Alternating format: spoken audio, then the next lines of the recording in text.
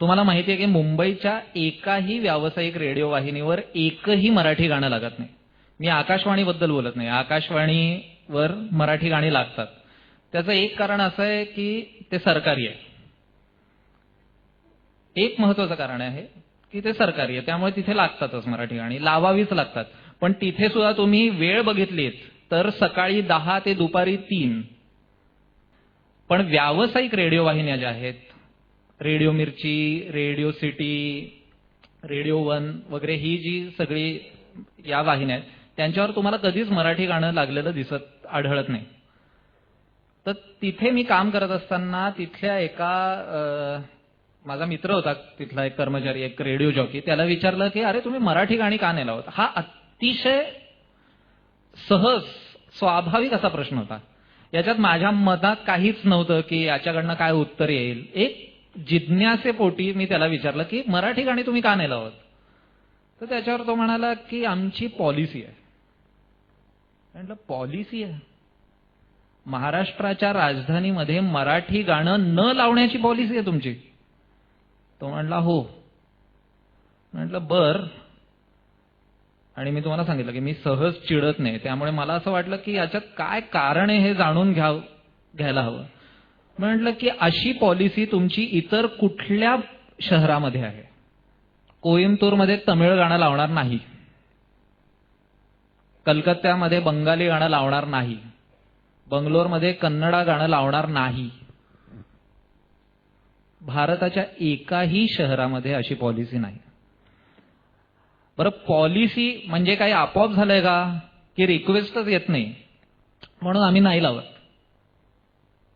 राहूनच गेलं तरीही समजू शकतो. पण पॉलिसी म्हणजे मुद्दामहून अवलंबलेलं धोरण, मुद्दामहून अवलंबलेलं भाषेविरुद्ध, स्थानिक भाषेविरुद्ध धोरण.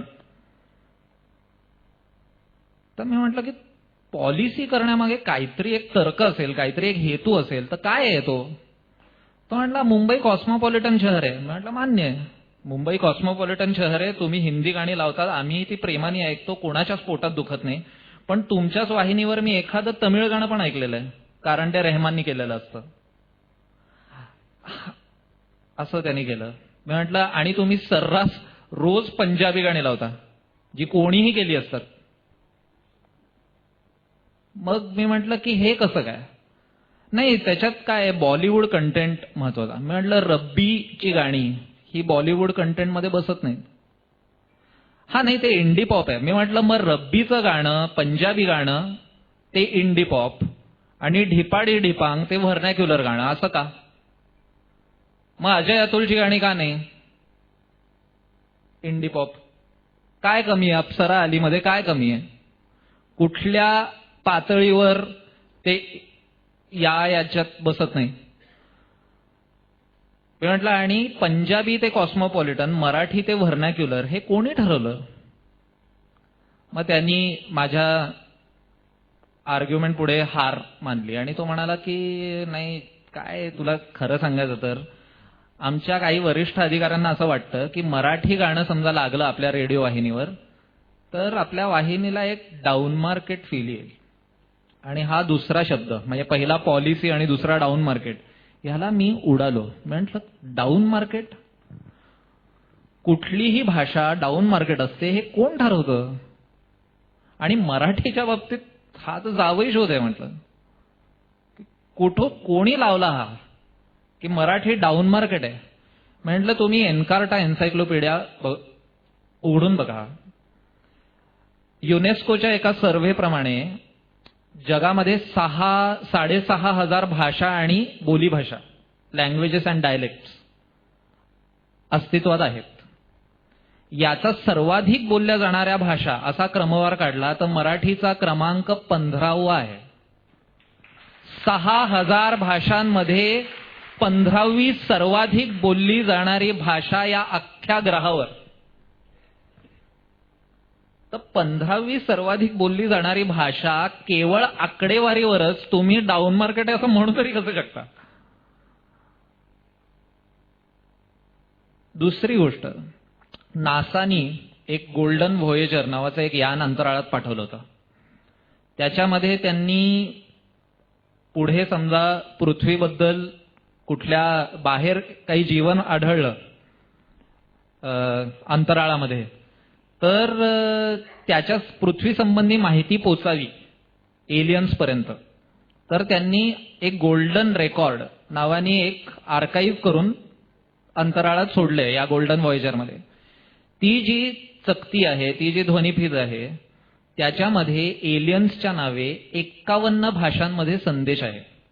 यात एक शास्त्रज्ञांनी तयार केलेली एक कोड आहे आणि बाकी उरलेल्या 50 पृथ्वी तलावरच्या भाषा आहेत. या 6500 भाषांमधल्या या 50 भाषांमध्ये सुद्धा मराठीचा समावेश आहे. कोणाला खात्री करून घ्यायची असेल तर गुगलवर जाऊन गोल्डन व्हॉयेजर असा एक शोध करावा आणि तुम्हाला हा मराठीतला संदेश ऐकू येतो बरं का, आपल्याला ऐकता येईल हा संदेश.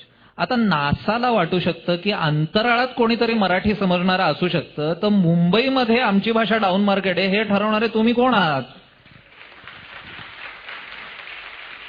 असा अगदी साधा प्रश्न माझ्या मनात निर्माण झाला. बरं, इतकंच नाही, या गोल्डन व्हॉयेजर मधल्याच या गोल्डन रेकॉर्डमध्ये पृथ्वी तलावरचं जे संगीत म्हणून पाठवलेलं आहे, असे एक 15 ते 20 ट्रॅक्स पृथ्वी तलावरचं संगीत प्रातिनिधिक स्वरूपाचं असं त्यांनी पाठवलेलं आहे. यात भारतीय संगीताचं प्रातिनिधित्व हे केसरबाई केरकरांची बंदिश आहे जी पाठवली अंतराळामध्ये.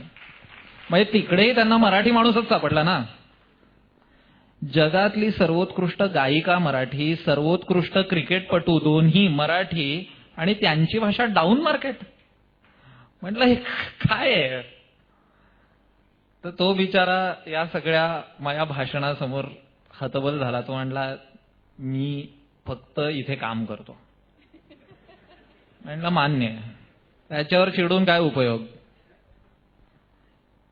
मी तिकडनं बाहेर पडलो आणि माझ्या लक्षात आलं की हा फक्त एका रेडिओ वाहिनीपुरता प्रश्न मर्यादित नाहीये. 4 महिन्यापूर्वीपर्यंत व्होडाफोनची पॉलिसी होती की आम्ही मराठीत बोलणार नाही.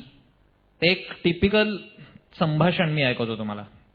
नमस्कार, माझ्या टॉक प्लॅन बद्दल, सॉरी सर, माझ्या टॉक प्लॅन बद्दल मला माहिती हवी है. सर आप कृपया हिंदी में बात करें, या अगर आपको अंग्रेजी आती है तो आप अंग्रेजी में बात कीजिए.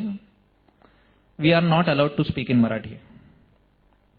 नाही पण तुमचं हे कॉल सेंटर जे आहे ते मुंबईमध्येच आहे ना? Yes sir. मग मुंबईमध्ये मराठीतनं मी समजा सर्व्हिस मागितली तुमच्याकडे तर काय चुकलं? सॉरी सर, आप कृपया हिंदी में बात करें, या अगर आपको अंग्रेजी आती है तो आप अंग्रेजी में बात कीजिए. We are not allowed to speak in Marathi. अहो पण मी मराठीत बोललो तर तुमचं काय जातंय? सॉरी सर, आप हिंदी में बात करें, या अगर आपको अंग्रेजी आती है तो आप अंग्रेजी में बात कीजिए, तो ही हम आपकी मदद कर सकेंगे.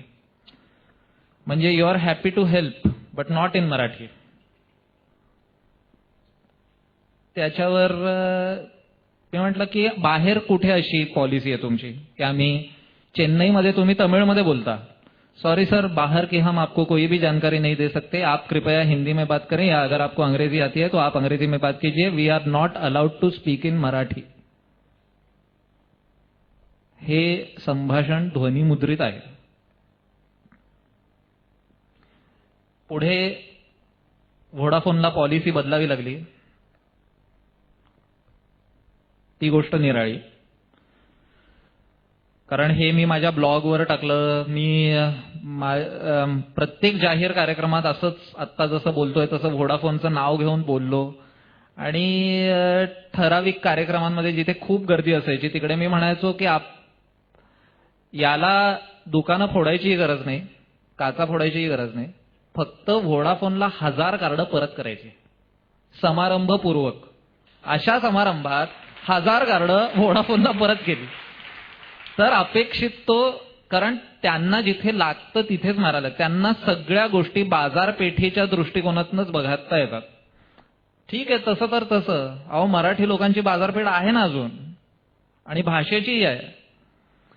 तर हे सगळं एकीकडे चालू होत असताना माझ्या असं लक्षात आलं की आपण राजकारण्यांना शिव्या देतो, आपण सरकारच्या नावाने ठणाणा करतो, पण आपण आपल्या भूमिकेतून काय करतोय? आणि तिकडनं अशी कल्पना सुचली की मी काय करू शकतो. मी एक साधा संगीतकार आहे, मी गाणं करू शकतो, हे मला माहिती आहे, मी गाणं करू शकतो. आणि म्हणून मी ठरवलं की इतकं भव्य गाणं करायचं, जगातलं सर्वात भव्य गाणं हे मराठीत करायचं. आणि मग की कुणाची टापच होता कामा नये की हे डाऊन मार्केट आहे म्हणायची.